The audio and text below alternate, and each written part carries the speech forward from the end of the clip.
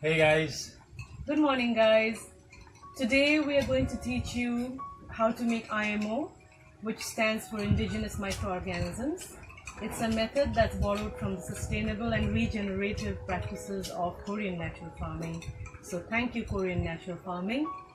It involves isolating the cultures of bacteria, fungi, protozoa, etc., and bringing them back into our, reintroducing them back into our garden and farm soil, which unfortunately, due to many disturbances like excessive tilling, the use of chemical fertilizers, leaching of nutrients, is almost dead.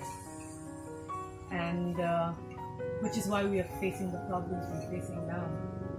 So what these beautiful microorganisms do is they will work to bring the soil back to life.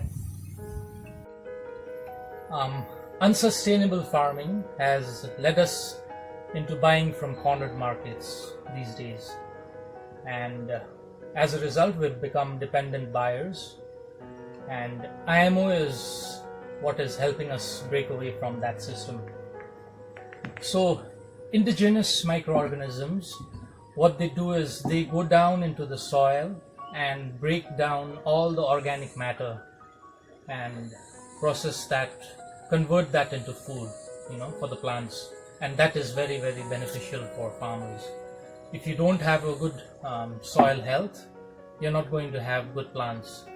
So taking care of your soil is very important, and we're here to teach you how to make IMO, which does exactly that. And ever since we've started making these beautiful things, we've never had the need to buy anything from outside.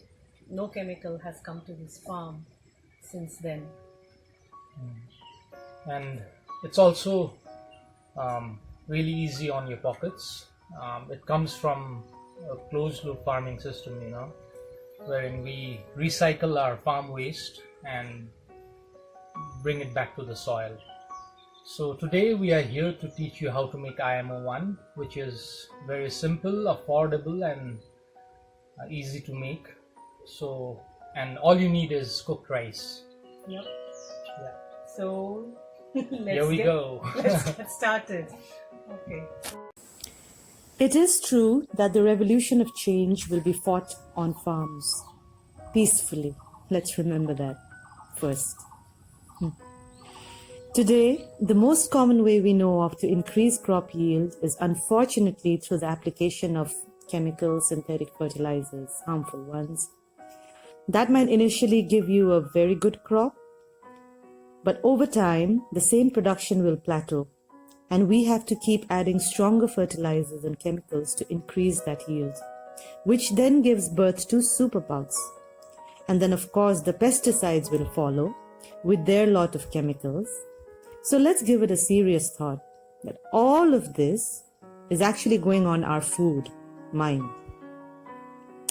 We have to stop using this dangerous and vicious cycle that is detrimental to all life forms. It's just like the overuse of antibiotics. That also has the same effect, that cripples our immune system, our microbiome. And when we understand that our inner rainforest and our outer rainforest, so to say, is the same, that they both have to be farmed in the same way, that they both have an ecosystem and has to be kept alive naturally, then healing will begin. Now that brings us to the food we are eating.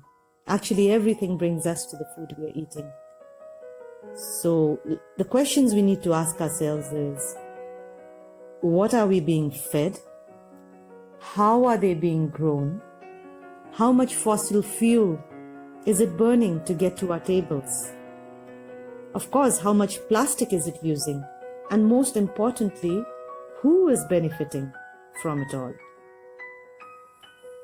Hope during this crisis can only begin if we collectively work towards these proactive changes. When we start refusing their chemicals, GMO foods, and artificial toxic utilities, the actual healing will begin then. we mentioned earlier in the video, there is a symbiotic relationship that takes place between plants and beneficial microorganisms, who then convert those nutrients into a form that the plants are able to absorb easily. And in turn, the plants provide food to them. So these are the steps you need to follow to create your IMO1. Firstly, you need to put the cooked rice in an earthen pot like this one here, or it may be any container, wooden, glass, or even bamboo, as long as it has an open top and allows for half of its volume for headspace. That's important. Now place a breathable cloth or an old t-shirt, or maybe even a paper towel will do. It's to keep the dirt from falling in. You can further cover it with a wire mesh to keep rodents out if that's an issue in your area. We are using an earthen lid here to cover lightly since it's the rainy season, and we want to protect the rice from getting wet and gathering mold. You also need to make sure that the rice is fluffy and not sticky at all, because microorganisms, they require those air pockets to colonize the starch.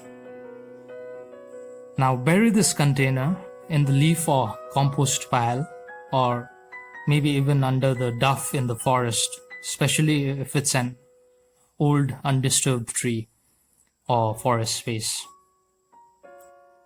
After 4 to 10 days, depending on the temperature, that is, you need to dig up the basket. Colder temperatures, it means there is less microbial activity. When you collect it in a forest, among the leaf litter, you'll catch mostly fungal hyphae, which is a great companion for growing vegetables and perennials. These are some important pointers to remember. And among grasses, you'll trap a more bacterial crowd, which works best on grains. So we are collecting ours underneath the bamboo grove this time, since we need this for our millet and rice for this coming season. We will talk about our next steps in our upcoming videos once we've managed to trap this IMO from the bamboo grove.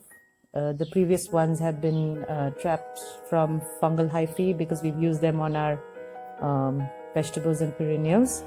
The next steps will basically explain how to feed the same handful of organisms so they multiply to greater and greater quantities. So to summarize, the first IMO, IMO1, colonizes 1 cup of rice. Then rice and as much brown sugar or jaggery.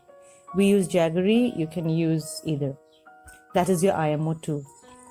Then a substrate of maybe wheat bran or rice bran, whatever's handy, that's your IMO3. Then all of that plus as much garden soil, which becomes your IMO4, at which point it is ready to be brought into the garden with much fanfare. The whole point of IMO is to trap again indigenous native microorganisms, which are very beneficial because of the ecological and economic advantages of closing the loops by not using imports, and because these native organisms are already acclimatized to the general environment where you want to put them to use. Though of course it would be more accurate to say that they made and make that environment. We also use a solution made out of this as a cleaning agent on the farm and in our homes.